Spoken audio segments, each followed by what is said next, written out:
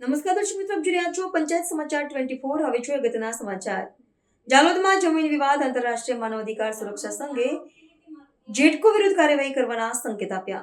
આંતરરાષ્ટ્રીય માનવ અધિકાર સુરક્ષા સંઘ દ્વારા તાજેતરમાં દાહોદ જિલ્લાના જાલોદ તાલુકાની મુલાકાત લઈને સ્થાનિક સ્તરે કરવામાં આવેલી એક રજૂઆતને ગંભીરતાપૂર્વક સાંભળવામાં આવી હતી। તારીખ 28 સપ્ટેમ્બર 2025ને રવિવારના રોજ સંઘના ગુજરાત પ્રદેશ અધ્યક્ષ દ્વારા પ્રાપ્ત થયેલી રજૂઆતના અનુસંધાને જાલોદ ખાતે રૂબરૂ નિરીક્ષણ હાથ ધરવામાં આવ્યું હતું। આ નિરીક્ષણ જેટકો કંપની વિરુદ્ધ બિનકાયદાકીય પ્રક્રિયાના આક્ષેપો સાથે જોડાયેલું છે।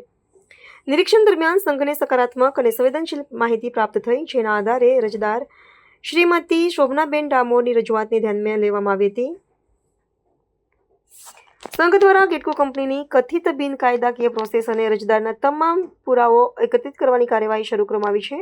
આ પુરાવાના આધારે નીચલી અદાલતમાં કેસ દાખલ કરવામાં આવશે અને વકીલ મારફત જેટકો કંપનીના સંવેદનશીલ મુદ્દાનો ખુલાસો કરવા માટે નોટિસ પણ પાઠવવામાં આવી છે। આ ઉપરાંત આંતરરાષ્ટ્રીય માનવ અધિકાર સુરક્ષા સંઘે મૂળ માલિક શોભનાબેન ડામોરને તેમની મિલકત અંગે પોતાનો કબજો જાળવી રાખવા માટે સૂચન કર્યું છે। સંઘની આ સ્થિતિ દરમિયાનગીરી દર્શાવે છે કે માનવ અધિકારોનું ઉલ્લંઘન થતું હોય તેવા સંવેદનશીલ કેસોમાં ન્યાય મેળવવા લોકોને મદદ કરવા માટે સંસ્થા સક્રિય ભૂમિકા ભજવી રહી છે। આ જમીન બાબતે આપનો મૂળ મુદ્દો અને રજૂઆત શું છે? નંબર સિટી સર્વે નંબરની એ અમારી વારસામાં મળેલી મિલકત છે, જમીન છે, ખેતર છે, એમાં અમે 9 ભાગીદાર છીએ। પછી અમને એવી માહિતી અમને મળેલી છે કે અમારું આ જે ખેતર છે તેમાં એ જેટકો કંપનીવાળા પ્રશાસનનો દુરુપયોગ કરી અને અમારી જમીન પડાવવાની કોશિશ કરી રહ્યા છે એવું અમે જાણ્યું છે। એટલે અને અમારી પાસે પૂરતા પુરાવા છે કે આ જમીન અમારી છે અને આ 5મી અનુસૂચિ છે। એમાં એ કોઈ કલેક્ટર કે કોઈ અને કેન્દ્ર સરકાર કે રાજ્ય સરકાર કોઈની 1 ઇંચ પણ જગ્યા નથી અને એ અમારી જમીન પડાવીને જેટકોવાળાને આપવાના કાબતરા થઈ ગયા છે એવું અમને પૂરી માહિતી અમારી પાસે છે।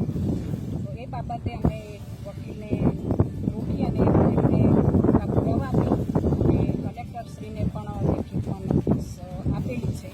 એટલે આવી રીતે જો આવી રીતે ભણેલા ગણેલાની જમીન પડાવતા હોય તો દાહોદ જિલ્લામાં તો કેટલા ઓછું ભણેલા ને ગરીબ લોકોનું તો પછી આ જ ધંધો છે આ લોકોએ કે આ પોલીસવાળા કે આ બધા એજન્ટ તરીકે કામ કરે છે કંપનીઓમાં। એટલે અમે એક દાખલો બેસાડવા માંગીએ છીએ અને આ જમીન કોઈ પણ સંજોગોમાં અમે આપવા માંગતા સુપ્રીમમાં પણ અમે જઈશું અને મને સુપ્રીમ કોર્ટ કે તમામ મને એમના પર પૂરો ભરોસો છે, અમને ન્યાય આપશે અને આવા અમારા જેવા ઘણા કિસ્સા છે એમને અમે દાખલો બેસાડવા માંગીએ છીએ। આપનું નામ? ડામોર શોભનાબેન ગલા।